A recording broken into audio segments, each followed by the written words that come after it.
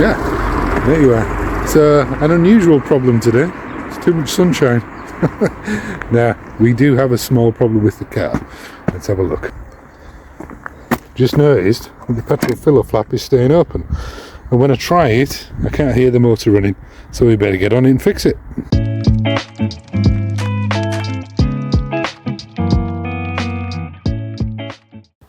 So a little bit of a problem. Notice that Nellie's flap isn't locking down when the car's locked. And so we need to figure out exactly what's going on with it. If we zoom in there, you can see there's actually the clip that's supposed to pop out and sit into that socket there isn't popping back out. So I have a feeling I know exactly what the problem is already. This bit down here is actually the spring that allows this to pop up, the lid to pop up when you pull the lever. And essentially the resistance I can feel here at the moment is the spring doing its job, but it isn't of course catching and locking that back into place when it's shut. So inside the boot we have a solenoid. So this is reasonably difficult to show you, but inside the boot on the right hand side where the starter motor battery is and up behind it is this solenoid. So I can tell just by looking at this now that this is retracted full time. It's not moving, so I think it's failed. Yeah, we'll get it off and have a look. I need to undo these inverted Torx screws there and there. If you haven't got an inverted Torx screw set like I didn't, it'll be time to get one. Now this is going to be a little bit tricky to film, but I'll have to do it anyway. And then fill in any missing gaps with a voiceover. Hope that's okay. So we need to find the right size for the job, which is pretty tiny. I'll try the E5 to start with.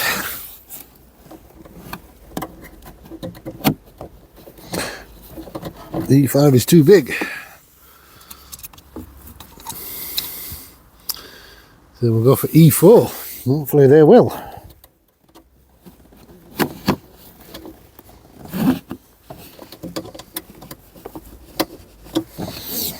No such luck. Back to the drawing board, I think.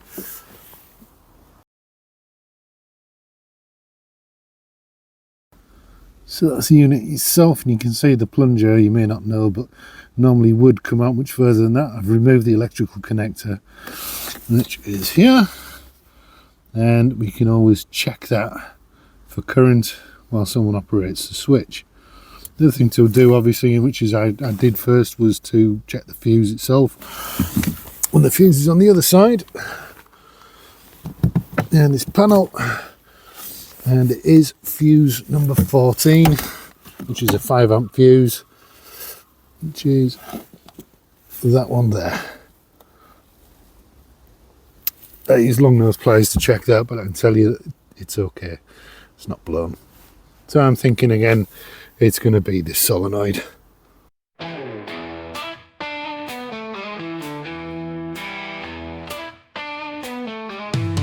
That's a plumber with a wrench in his hand. Dreams of Bentley's tearing up the land. YouTube channel screaming Bentley on a budget. Old school guy, but he's still gonna love it. Fixing pipes all day, talking cars all night. Old man groove, but he fight.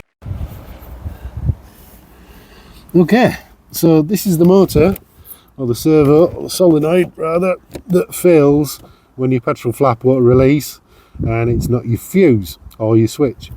And the idea is to be able to pull this piston down into the body of the solenoid, but newsflash, if it's stuck in the down position, that's not possible.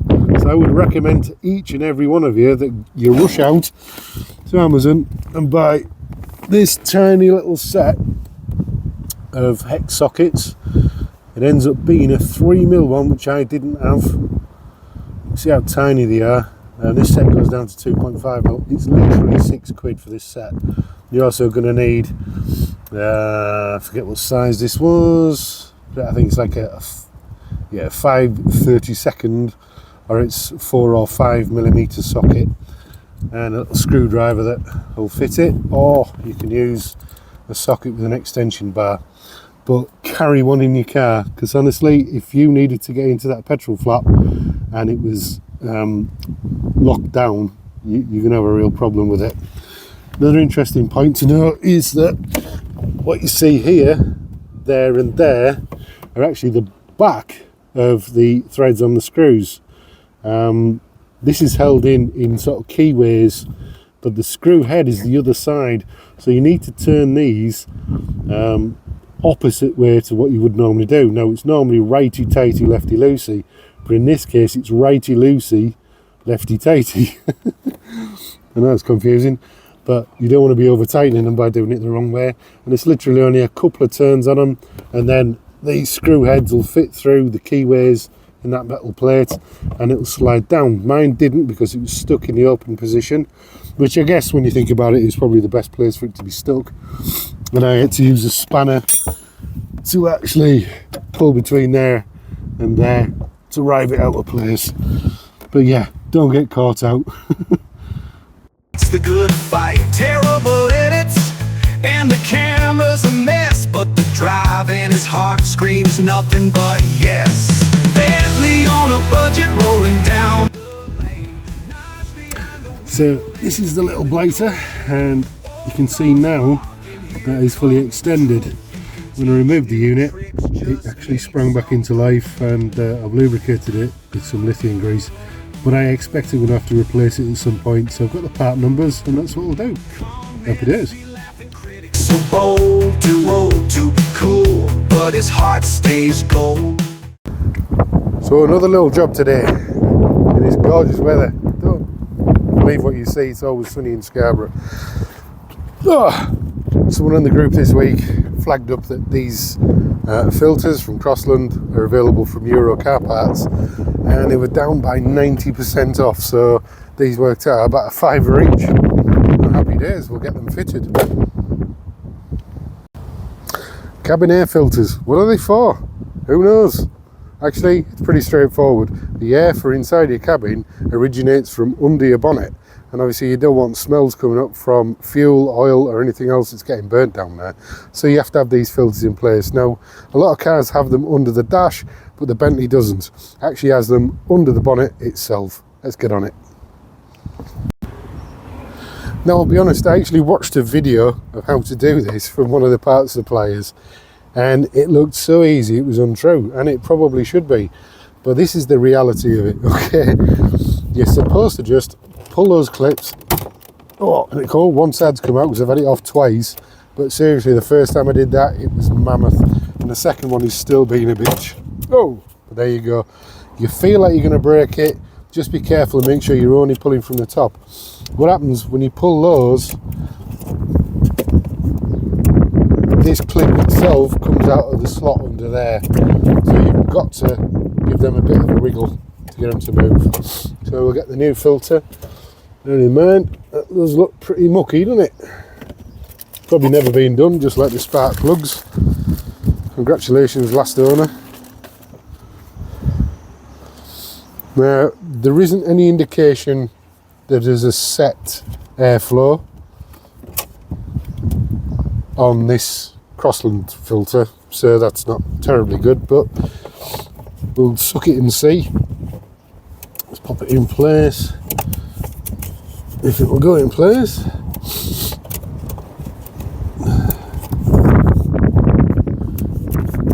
Yeah, you can see why these were a few quid.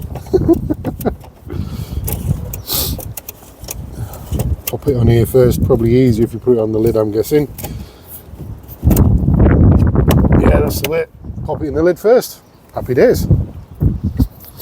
Right, we'll move on to the second one, and this time absolutely no cheating.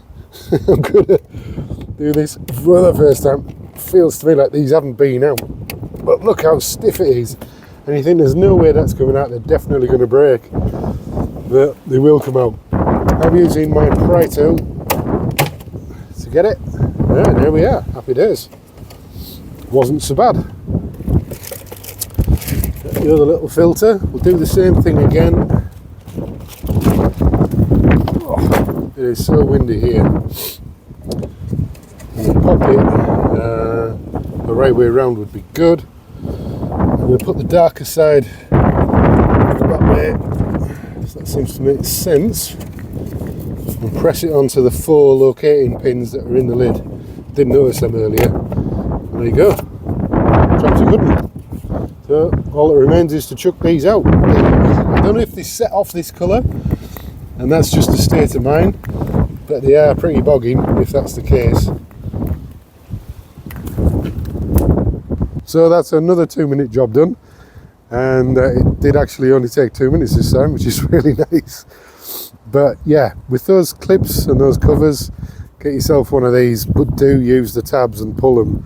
They don't feel like they're made that well, and they feel like they're going to break, but actually it was alright. So happy days. Hope that helps you. If it does, then please like, subscribe, and if you want lots of help and really quick feedback on problems that you're having, then become a member at $2.99 of the channel. Helps keep me going. I've made nearly £30 so far for about 10,000 hours work. So right now I'm still in a deficit, but I do want to keep going with it. If you can help and become a member, then please click the link in the top of the description for this video and get involved. Thanks a lot. See you later.